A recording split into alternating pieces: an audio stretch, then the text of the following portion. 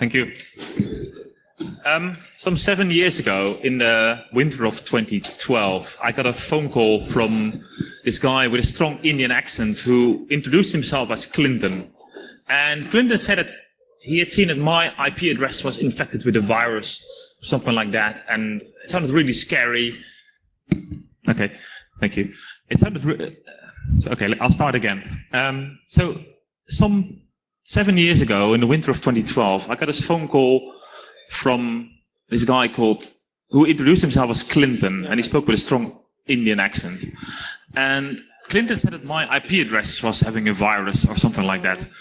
And it sounded really scary, and he told me to run some commands on Windows, and that opened the event viewer, and I got this view and lots of errors, and yeah, that did sound scary, and it did sound like he knew what he was talking about. Yeah, right. Now, what Clinton didn't know is that I was working in IT security, and I knew actually that he was talking nonsense, and that these errors in the event viewer aren't really scary.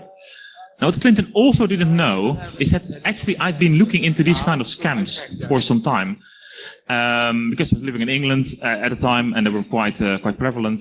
And I was actually scheduled to give a talk about it the next month. So while Clinton was doing his thing, I was actually taking screenshots, and Clinton was essentially doing my presentation for me. So what he did was, he set up he made me open up a remote desktop software so that he could connect to my PC, which was, of course, a virtual machine. He ran some scareware tool that claimed lots of errors on my PC, lots of unprotected things, and then he quote unquote convinced me to pay. And he convinced me to pay £89, which is about 8,000 rupees. And for some reason, I tricked him into believing that I paid. I used a random credit card number that kind of passed his check. So I could even see what happened after that. He ran some cheap free tools like a disk defragmentation and a free McAfee tool for supposedly £89. So, hello, welcome to my talk. My talk is on the state of malware. The talk is a global talk. It's about the state of malware around the world and what's happening. But I'm using a few examples that are somehow related to India or the Indian subcontinent. I'm not qualified to talk about malware specifically targeting India, but there is a lot of malware that's somehow relevant to India, or examples that are relevant to India. So that explains the second part of my talk. And speaking of the Indian subcontinent, this is where the first MS-DOS computer virus was written by these two gentlemen from a neighboring country called Pakistan. They wrote it in 1986. And on the 25th anniversary, Mikko Hipponen from F-Secure, he went to visit them. And there's a very nice video of his visit to these guys about the first virus. It's called Brain.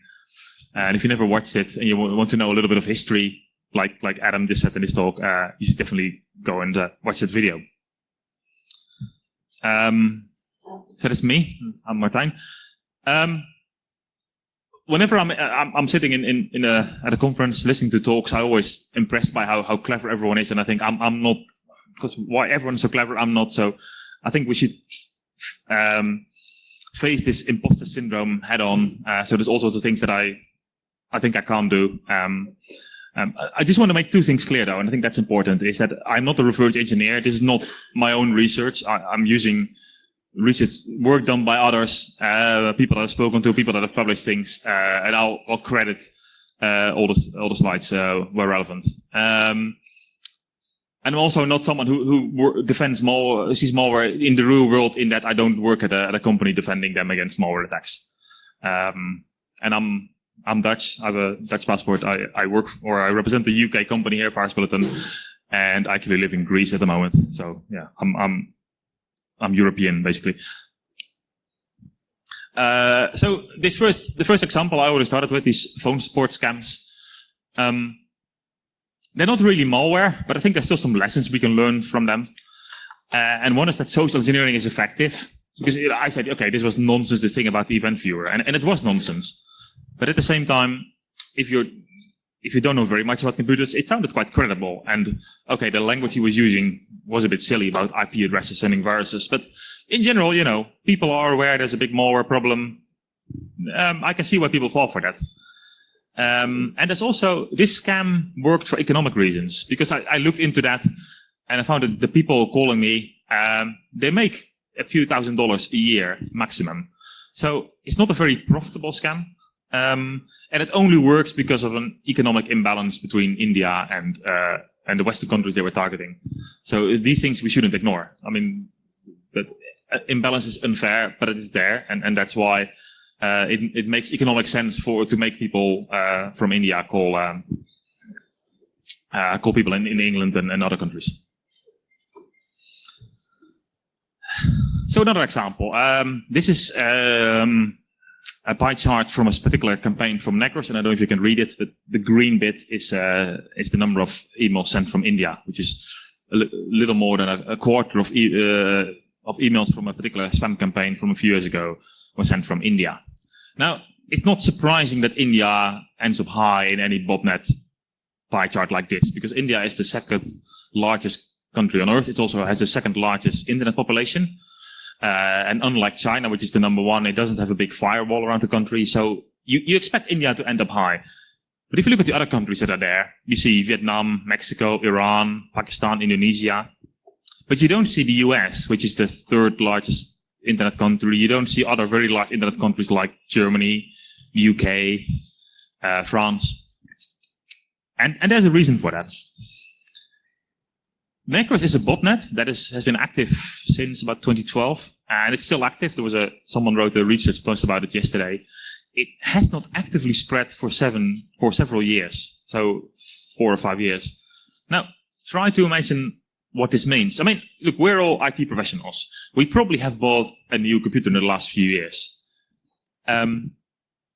Just by buying a new computer means that you get rid of any malware infection, but if your PC is infected with Necros, that means you've been using it for many years. It probably runs Windows XP. It might run an unlicensed version of Windows XP. It probably doesn't run any security software.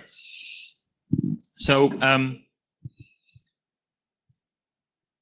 Necros is and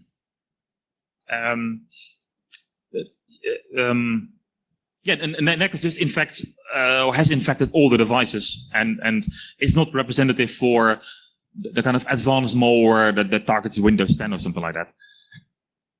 Here's an example of a spam that I caught at Necros, and when I looked at this in our little lab, I saw about 35,000 emails in our lab of this spam campaign, and that's a fairly large number. That means that millions and millions of emails of this kind have been sent. It's a pump and dump scam for some obscure cryptocurrency. So Necros is a dump botnet. It's a botnet where size matters. It has a lot of infections, and they're mostly in countries like India and Vietnam.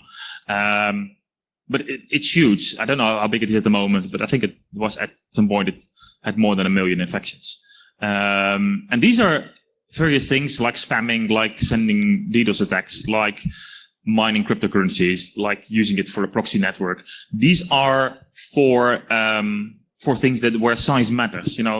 This is the kind of botnet things that only make sense if you have a botnet of a good size.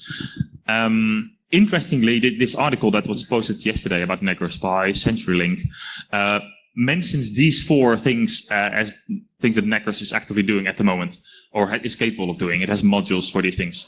So these are 4 things that large dump botnets do. But even Necros, which is it's a botnet, mostly old infections. You can imagine like a very small company that hasn't had the money to buy a new PC for about a decade, still being infected with Necros. The people behind Necros, and there's some reason to believe they're Russian, and there's some reason to believe they're not the people who originally who were originally behind it. So the people behind Necros realized that some of the infections they had, they might actually be a bit more valuable. They may have infections that on machines that are involved in financial transactions. So I think last year Trend Micro wrote a blog post about network operators pushing a RAT, like a remote access tool, to certain machines on its botnet that satisfied certain criteria, such as the net view name, the net user included words like bank. So what lessons learned? Dumb botnets like Necros, like many of the IoT botnets like Mirai, they focus on quantity rather than quality. This is sorry, I should have fixed that. Size matters to them. Size more than quality matters to them. And typical infections are poorly secured devices. In Necros' case, it's old and often unlicensed Windows versions. In other cases, it's IoT devices, which is probably the most low-hanging fruit at the moment. But even dumb botnets, as we saw, have smart parts. So let's look at another piece of malware, with Emotet. This is from the Hindu Business Line, which is an Indian news business website. And they quoted Sanjay Katkar. I don't know if Sanjay's here, but he runs Quick Heal in India. Great guy and a nice, it's an antivirus company. And he said, they detected 5,000 spam emails every day carrying Trojans like Necros.